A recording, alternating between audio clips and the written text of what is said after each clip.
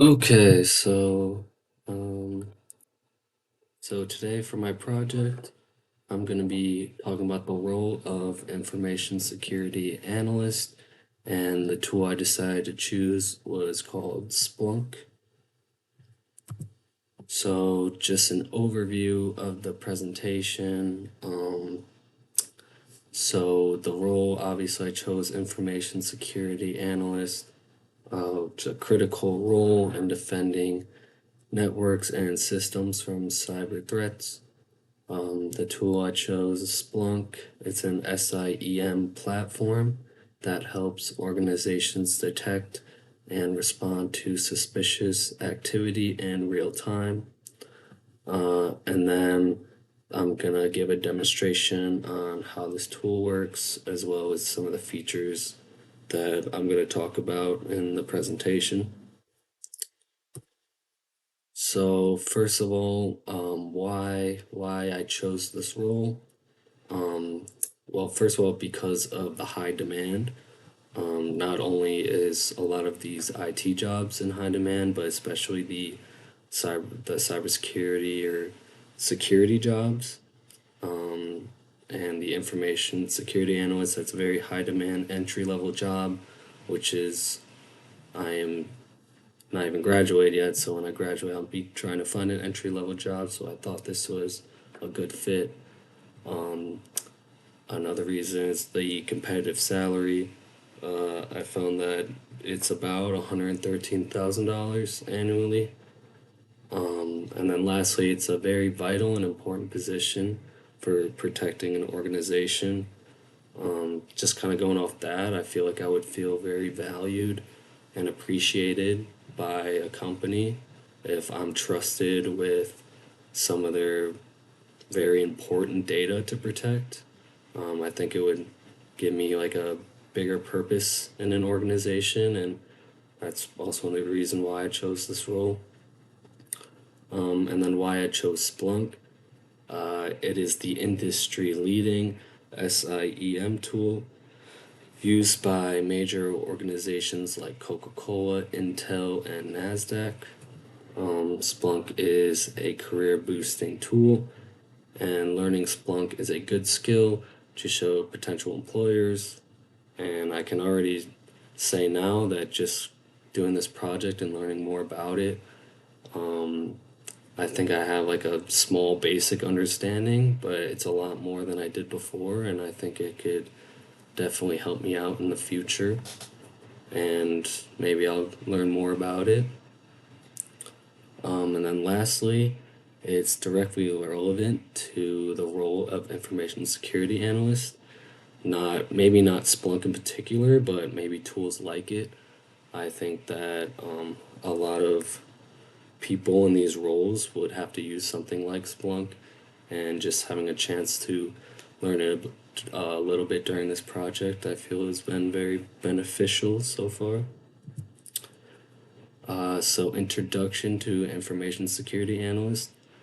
In this role, I would help protect an organization's computer networks and systems by monitoring networks for vulnerabilities, investigating security breaches, um, helping with computer security systems and protocols, developing strategies and security systems to help keep an organization secure. Lastly, researching security trends.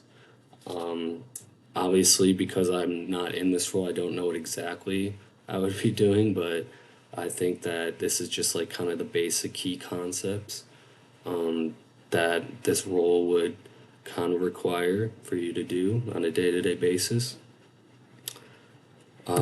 So some certifications that I found that are common for this role is first the CompTIA Security Plus, which is offered by CompTIA, or the Computer Technology Industry Association. It's considered the first certification a new cybersecurity professional should earn, so this will probably be one of the first certifications that I'll be looking into. Next, it covers a lot of information, which includes threats, vulnerabilities, attacks, network security, access management, cryptography, and incident response. Another certification I found was the GIAC, Certified Intrusion Analyst, or the GCIA, which focuses on detecting, analyzing, and interpreting malicious network traffic. It also covers packet analysis and traffic flow, intrusion detection, prevention systems, TCP, IP, UDP, and ICMP protocols, and network forensics. One last certification that I found was the GIAC Certified Incident Handler, or the GCIH, which focuses on practical skills and incident response and threat handling. This certification covers incident response process, common attack techniques, malware analysis, legal and ethical considerations in handling incidents. I think that learning about these certifications, not actually taking them, but knowing what maybe I should possibly take in the future is pretty beneficial, and I think I learned a lot. So now it's the introduction to Splunk. So first of all, what is Splunk? It's an SIEM tool, which stands for Security Information and Event Management. So Splunk, I just kind of went through and did like some of the things that it does, or the exact, like basically what it does. So first, it collects, gathers logs from various sources like window event logs or firewall logs. It indexes, organizes, and stores data efficiently so it can be easily searched. It searches uses a language called SPL, search processing language, to look for suspicious activity like failed login attempts or malicious activity. It creates dashboards, charts, and alerts to monitor threats. And then lastly, it helps with threat detection, alerting, and automatic incident response workflow. So why I chose Splunk for information security analyst. So first of all, the real-time threat detection. Splunk is always taking in and analyzing log data across a network to detect anomalies and suspicious behavior as it happens. Second, keeps an eye on everything at once. Splunk collects data from all over a network, like servers and firewalls, so you can see it all in one place. It sends alerts. Analysts can create custom alerts for high risk events like brute force login attempts. It's easy to search using SPL, or the search processing language. You can search logs using simple commands to find out what happened, when, and who did it. Overall, I just think that from what I've read and learned about it, it's kind of just like the best tool, the easiest to use once you learn about it. I've tried to learn my best about it, and I think I can use it a little bit. But yeah, it's kind of, I just see it as like the Swiss Army knife of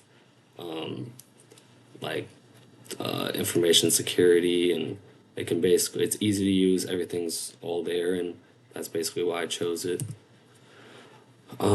So just to continue a couple more points on why I chose it, the incident response. Analysts use Splunk to investigate incidents, to identify what happened and how to fix it. It helps build timelines and generate reports for documentation. And then lastly, it saves time and ensures that certain compliance standards are met. So, some real world use of Splunk. So, like I said before, it's used by big companies. Splunk is trusted by well-known organizations like Coca-Cola, Intel, NASDAQ, and the U.S. Department of Defense. It's used across many industries like tech, finance, healthcare, retail, and government. Which I think this could also go back to why I chose Splunk is because it's so widely used and trusted by so many organizations and in so many industries. I think that if it wasn't such a great tool, it wouldn't be used so frequently by so many different organizations. So I think that's just another reason why I chose it. And then one real world example I found was in 2012, the University of Illinois first adopted Splunk. And before they adopted it, I found this on Splunk's website. They said that identifying and investigating problems was a tedious process, taking days or weeks to understand a problem's cause and impact. So it kind of just shows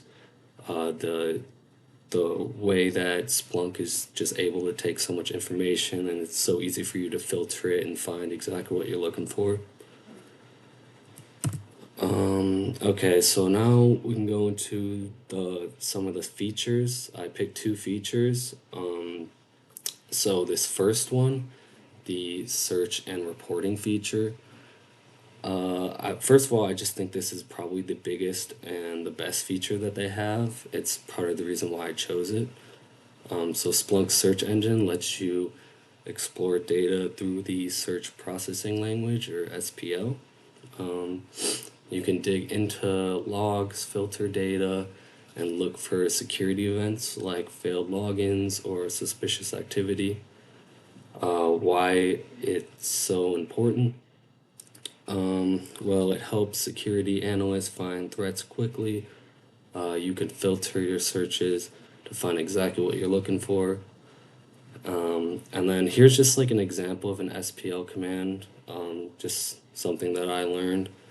So if you look at the bottom in the white box, the command is just index equals main and then failed password. So that first part, index equals main, it basically just searches all of the data in Splunk, all the data that they've received. If you put that into the command, you'll get all of it, which obviously isn't the point, but it's just that's what you have to search for first so you know exactly what you're looking for. And yeah, so that first part just searches all the data, and then that second part that I put, the failed password, basically just a command that searches all the data for any event that shows that there was a failed password attempt. So basically, it'll give you just all the events where it says failed password, and then you can kind of go through that. And that's just like one way to filter it. But you can do more and more commands to get better and better search and more defined search. This is just a simple one that I was able to learn. And then, so moving on to my second feature. So, the dashboard and visualization feature. It's kind of two in one feature. So, Splunk lets you create dashboards, charts, graphs, and tables based on your searches. Dashboards help you monitor security trends over time and spot potential problems faster. So why is it important? It makes data easy to understand and share with managers or incident response teams.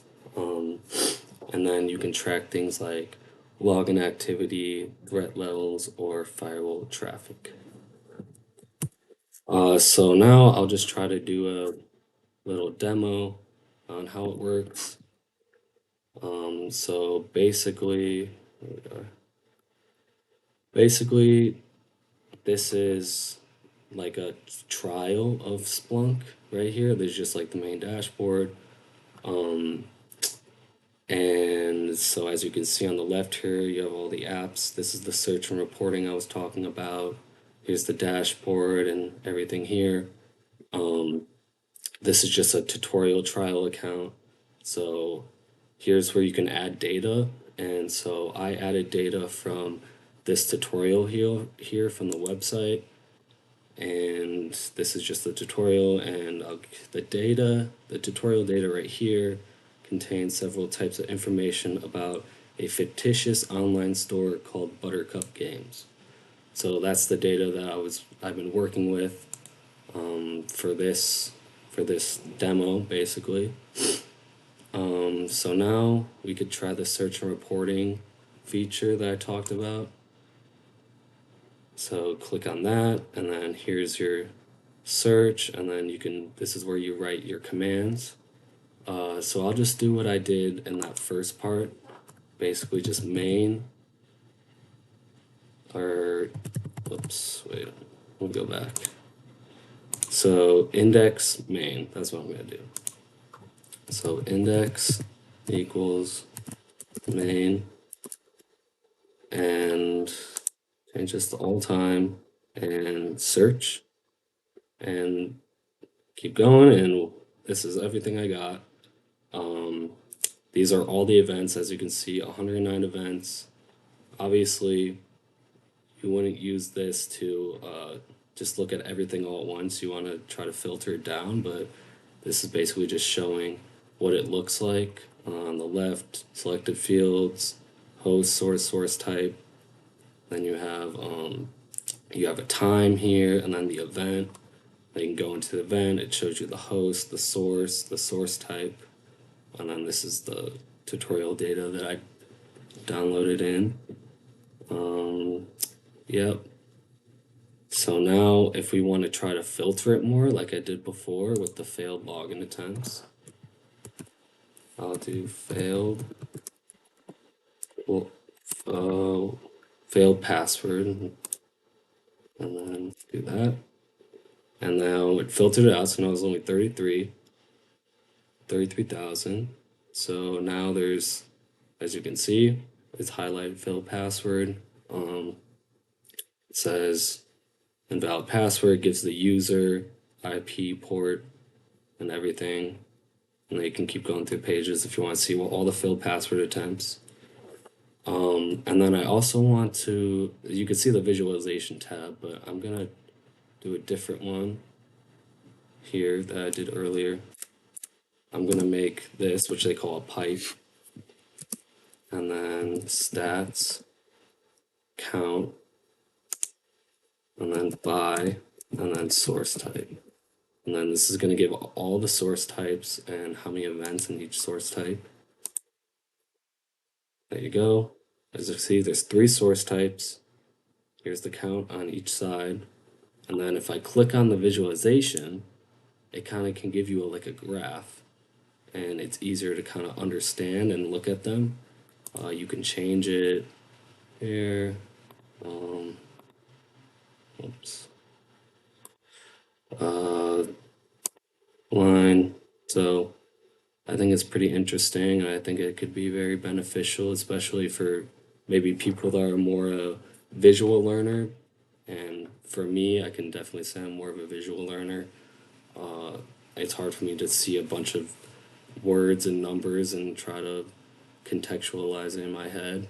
But yeah, so if we go back to the home right here, you can see dashboard, and then you can choose a home dashboard, and it just gives you a bunch of options.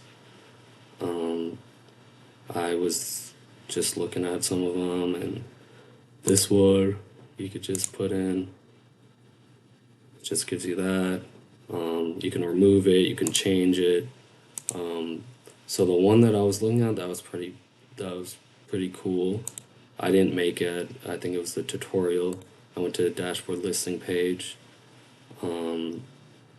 And for the tutorial, the Buttercup battle top players. And it kind of just shows exactly what you can create with this.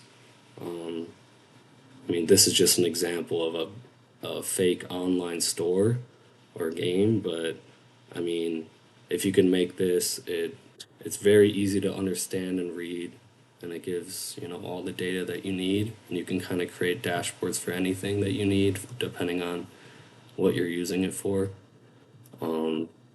So I just think that this is pretty beneficial, pretty cool, and an easy tool to use. But yeah, so back here, and these are my sources, and it's my presentation. Thank you.